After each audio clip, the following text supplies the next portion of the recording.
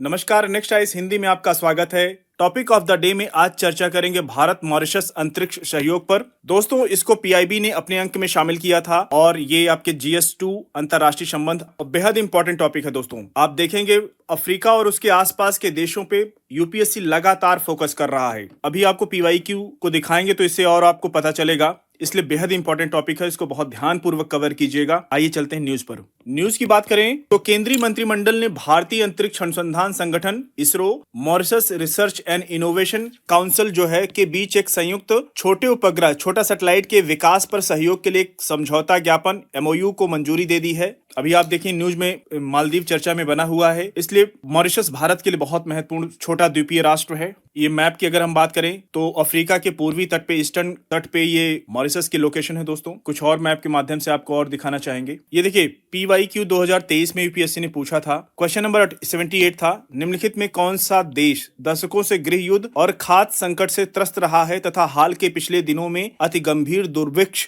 के लिए समाचारों में था? Option A Angola, option B Costa Rica, option C Ecuador, option D Somalia. दोस्तों, इसका सही उत्तर हो जाएगा ऑप्शन डी सोमालिया। क्यों? क्योंकि सोमालिया दशकों से गृह युद्ध, सिविल वॉर और खाद्य संकट से जूझ रहा है। हाल के पिछले दिनों में यह दुर्भिक्ष के लिए समाचारों में था। अगर सोमालिया की बात करें तो लंबे समय से यहाँ पे सूखे, संघर्ष, विस्थापन, असुरक्षा से प्रभावित रहा है, जिसके परिणाम स्वरूप क्या हुआ है, रिजल्ट ये निकला, लाखों लोगों को गंभीर खाद्य सुरक्षा और कुपोषण का सामना करना पड़ा। यहाँ पे वर्ष 2021 में, 2 साल पहले, यहाँ वर्ष 2021 में सोमालिया को पिछले 25 वर्षों की तुलना में गंभीर रूप से रेगिस्तानी टिड्डे का सामना करना पड़ा, जिसने खाद्य सुरक्षा और आजीविका को बेहद संकट में डाल दिया। और जो रिपोर्ट आई थी दोस्तों न्यूज में, उस रिपोर्ट में खाद्य संकट का सामना कर रहे अन्य देशों का भी जिक्र किया गया है, जैसे कि यूथोपिया हो गया, दक्षिण सूडान, यमन, अफगानिस्तान और सीरिया आदि। तो देखिए, जो भी चर्चा में रहता है निश्चित रूप से यूपीएससी क्वेश्चन पूछता है। इसका सही उत्तर हो जाएगा ऑप्शन डी। आपको कुछ और क्वेश्चन दिखाएंगे। देखिए, भारत का जब किसी भी देश के साथ साइंस एंड टेक में समझौता होता है तो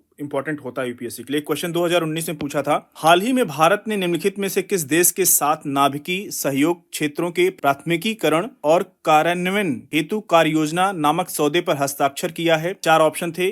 option A Japan, option B रूस, option C UK, option D संयुक्त राज्य अमेरिका। अगर इसकी बात करें, 5 अक्टूबर 2018 को नई दिल्ली में प्रधानमंत्री नरेंद्र मोदी और रूस के राष्ट्रपति व्लादिमीर पुतिन के बीच संपन्न 19वीं भारत रूस वार्षिक शिखर के दौरान दोनों देशों ने कुल 8 समझौते ज्ञापन पर हस्ताक्षर किए। इनमें से एक समझौता नाभिकीय क्षेत्र में सहयोग के क्षेत्रों की प्राथमिकता और इम्प्लीमेंटेशन के लिए एक्शन प्लान था। तो इसका सही उत्तर हो जाएगा ऑप्शन बी रूस। अब बात कर लेते हैं, हम लोग अपनी भारत मॉरिशस की चर्चा कर रहे थे, तो देख रहे हैं आप किस तरह क्वेश्चन पूछ रहा है यूपीएससी, इसलिए ये इंपॉर्टेंट। भारत मॉरिशस के बीच जो ये सैटेलाइट का, छोटे सैटेलाइट के लिए समझौता हो रहा है, तो बेहद इंपॉर्टेंट है यूपीएससी के लिए। न केवल दोस्तों प्रीलिम्स 2024 के लिए बल्कि मेंस 2024 के लिए भी महत्वपूर्ण है आईआर सेक्शन के अंतर्गत। भारत मॉरिशस अंतरिक्ष सहयोग की बात करें तो इसके बैकग्राउंड में अगर हम लोग चलें तो 1980 के दशक में इसरो ने 1986 में हस्ताक्षरित एक देश स्तरीय समझौते के अंतर्गत अपने प्रक्षेपण वाहनों और उपग्रह मिशनों के लिए ट्रैकिंग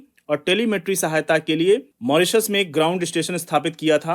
उस स्टेशन को भी आगे हम चर्चा करेंगे, दिखाएंगे आप लोग को मैप के माध्यम से। ये देखिए, आप यहाँ पे भारत का मैप देख रहे हैं और भारत ने जहाँ जहाँ भी अपना स्टेशन स्थापित किया है उसको मैप के माध्यम से दिखाने की कोशिश कर रहा है, अफ्रीका और ये भारत। अगर वर्तमान कार्यक्रम की बात करें तो यह समझौता ज्ञापन एमओयू एक संयुक्त उपग्रह ज्वाइंट सैटेलाइट के विकास पर इसरो और Mauritius research and innovation council के बीच सहयोग के लिए एक रूपरेखा तैयार करेगा। साथ ही यह Mauritius research and innovation council के ग्राउंड स्टेशन के उपयोग पर भी सहयोग की रूपरेखा तैयार करेगा। जो Mauritius research and innovation council का ग्राउंड स्टेशन है, भारत उसको यूज करेगा, फ्यूचर में वहां प्रयोग कर सकता है, समझौते के अंतर्गत लिखा गया है। दोस्तों, joint satellite being developed by ISRO and MRIC, इसको कैबिनेट अभी अप्रूव किया है। ISRO, MRIC, Mauritius research and innovation council corporation in satellite development में, इसको इसरो ने इस फोटो को अपने इस पे वेबसाइट पे डाला था।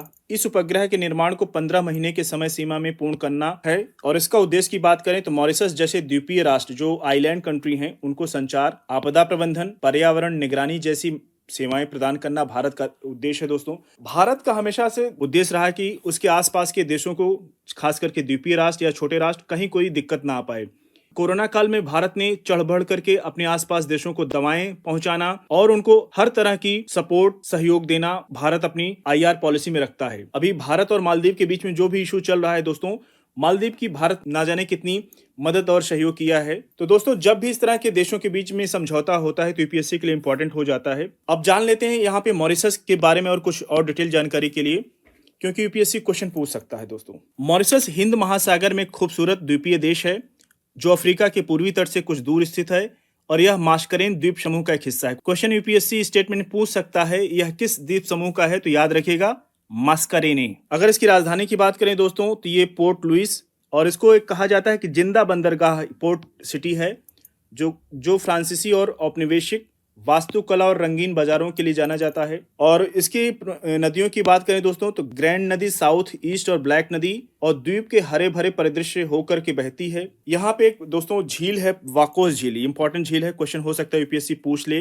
क्योंकि अफ्रीका या उसके आसपास जो भी देश हैं वहां की झीलों पे क्वेश्चन अगर आप पीवाईक्यू पर नजर डालेंगे तो वहां पे आपको प्रश्न दिखेगा। वाकोस झील क्या है? यह मुख्य जलाशयों में से एक है एवं आइलैंड के लिए जल का मुख्य सोर्स भी है। दोस्तों, ये पूरा टॉपिक हम लोगों ने डिटेल में कवर कर लिया है, तो इस अंक को आज यहीं पर समाप्त करेंगे। मिलते हैं नेक्स्ट अंक में कुछ और महत्वपूर्ण मुद्दों के साथ। तब तक जुड़े रहिए नेक्स्ट आईएएस हिंदी के साथ। धन्यवाद।